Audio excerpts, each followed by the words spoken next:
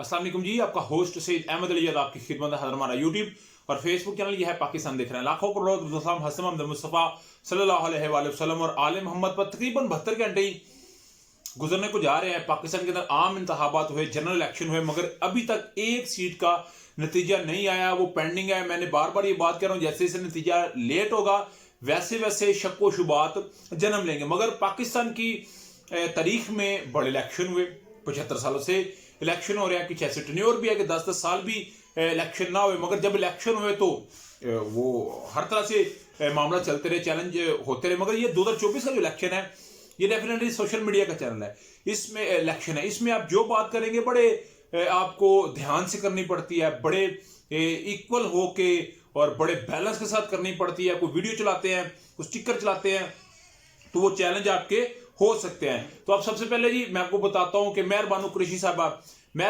साहबा बेसिकली अपने भाई जैन कुरैशी की तरह एनए से खड़ी थी। एनए 153 का गालबन बंदा था और वहां से 16,000 वोट उनके मुस्तरद करके यूसुफ गिलानी साहब के जो बेटे हैं उनको विन करवा दिया गया। तो 16,000 जो वोट मुस्तरद किए गए, फैसला चैलेंज हुआ, फॉर्म 47 के तहत उनको हरा दिया गया। मगर जब इसको दोबारा चेक किया गया तो सिर्फ 4,000 वोट मुस्तरद हुए, 12,000 वोट मेहर बानो कुरैशी के हक में गए। तो मेहर बानो कुरैशी ये सीट जीत गया। तहरीक इंसाफ के लिए बहुत बड़ा मेरा ख्याल है कामयाबी है कि उनके वालिद शाह महमूद कुरैशी साहब, आप जानते हैं, धक्के दे के अडयाला जेल जब निकल रहे थे उनको धक्के दिए कि वो एहतजाज करते रहे, वो शोर करते रहे, मगर उनकी कामयाबी ये है, उनकी इमरान खान के साथ वफादारी इतनी है कि उन्हें 2 सीटें, एक उनके बेटे जैन कुरैशी और दूसरे मेहर बानो कुरैशी जो है वो कामयाब हुई है। मगर इसी के साथ ही तहरीक इंसाफ ने NA 55 रावलपिंडी, NA 49 अटक, NA 50 अटक और NA 65 के नताइज भी चैलेंज, NA 63, NA 28 के नताइज भी challenge, PP 20, PP 14, PP 16, PP 31 के नताइज भी चैलेंज, PP 59, PP 33, PP 59 और PP 11 के नताइज भी चैलेंज। PP 01 के नताइज को भी इलेक्शन कमीशन में चैलेंज किया गया। इलेक्शन कमीशन ने मुल्क भर से 16 सूबाई असम्बलियों की नशिस्तों पर RO को हतमी नताइज से रोक दिया है। इलेक्शन कमीशन ने 10 कौमी असम्बली के नशिस्तों पर रिटर्निंग ऑफिसर को हतमी नताइज से रोक दिया है। उधर इलेक्शन कमीशन ने मेजर ताहिर सादक और ईमान ताहिर सादक जो कि उनकी बेटी हैं के हक में फैसला दिया, जाली फॉर्म 47 मनसूख हो, जो एक फॉर्म 47 बनाया गया। और याद रखिएगा 3 फॉर्म होते हैं, एक फॉर्म 45 होता है, एक फॉर्म 47 होता है और एक फॉर्म 45, 46 और 47 होता है। 3 ये फॉर्म होते हैं। बेसिकली पहली बात तो याद रखने, जो फॉर्म 47 है वो RO के पास होता है, फॉर्म 45 और फॉर्म 46 प्रिजाइडिंग ऑफिसर के पास होता है। सुबह 8 बजे पोलिंग शुरू होती है, शाम 5 बजे जब बंद होती है, उसके बाद 2 या 3 घंटे का अमल शुरू होता है। लेट्स सपोज 8 बजे तक गिनती हुई, 8:30 के करीब या 9 बजे के करीब आपको एक फॉर्म दिया जाता है जिसमें लिखा होता है कि इस हल्के से 15 कैंडिडेट नेशनल असेंबली के खड़े थे और कोई 30 को खड़े थे सूबाई असेंबली के। 15 MNAs ने इतने इतने वोट लिए, इतने उनके वोट मुस्तरद हुए, सारी अपनी डिटेल देनी होती है।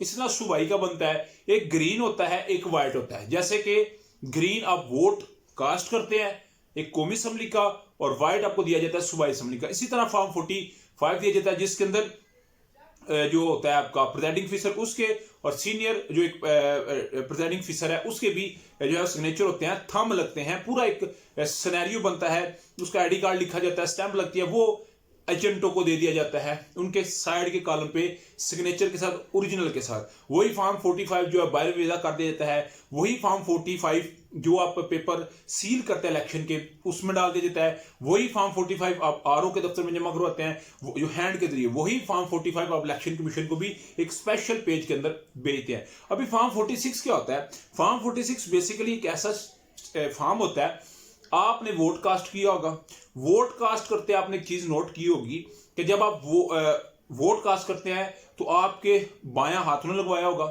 आपको दाएं हाथ थंब के ऊपर इधर या दाएं हाथ के ऊपर आपको एक लाइन लगाई गई होगी। उसके बाद आपको कहा जाता होगा जी आप नेक्स्ट चले जाए, APO साहब के पास चलिए। APO साहब आपका ID कार्ड लिखते हैं, आपके क्वाइट लिखते हैं, फिर वो आपके सामने एक पेज फाड़ते हैं, एक सफेद रंग का होता है, एक वाइट रंग का होता है, जिसके ऊपर फ्रंट पे भी और बैक पे भी स्टैंप और सिग्नेचर होते हैं। वो 2 फॉर्म और एक आपको 9 खाने वाली स्टैंप दी जाती है और कहा जाता है कि आप वहां पे जाके वोट को कास्ट करें। अभी उस फॉर्म 46 में आप लिखते हैं कि मेरे पास टोटल सब्ज जो कापियां ना पर्चियां वो इतनी लगी हैं और वाइट इतनी लगी हैं, उसका आपने हिसाब देना था। इसको कहते हैं फॉर्म 46। ये पोलिंग एजेंट नहीं लेते, ये इलेक्शन कमीशन लेता है। बेसिकली फॉर्म 47 जो है वो आरओ जमा करवाता है, और आरओ जब जमा करवाता है तो उसके ऊपर एक्चुअली बताया जाता है कि जी हमारे पास फाइनली जो है इतने वोट आए फलानी जमात के, इतने फलानी जमात के, आरओ स्टैंप लगाता है, इतने मुस्तरद हुए और आपको फॉर्म दे देता है। उसके बाद उसे चैलेंज किया जा सकता है, मगर वो टर्मिनल के अंदर, वो मुख्तलिफ कोर्ट्स के अंदर। मगर तहरीक इंसाफ को एक बहुत बड़ी मेरा ख्याल है ये फतह मिली है। इस फतह के बाद तहरीक इंसाफ ये समझते हैं कि हम असम्बली में अपनी जगह बना लेंगे, मगर एमक्यूएम और नून लीग का इत्तेहाद हो गया है साथ मिलकर चलने का। कल जरदारी, नून लीग और चौधरी शुजात साहब की मुलाकात है, डेफिनेटली वो आगे लेके चलेंगे। जो मैं आपको कह रहा हूँ कि 15 माह की हुकूमत होगी और पीडीएम आएगी, और फिर उसके दौरान मामलों को सेटल किया जाएगा, और फिर तहरीक इत्तेमाद के जरिए इस पीडीएम को हटाया जाएगा, और फिर तहरीक इंसाफ आगे आ सकते हैं। आपका समझता मुझे लाजमी कमेंट से शेयर कीजिएगा। आपकी वीडियो पसंद है तो चैनल को लाइक सब्सक्राइब अपने दोस्तों शेयर कर लीजिएगा। नेक्स्ट वीडियो के लिए होस्ट को जारी रखा। अस्सलाम वालेकुम।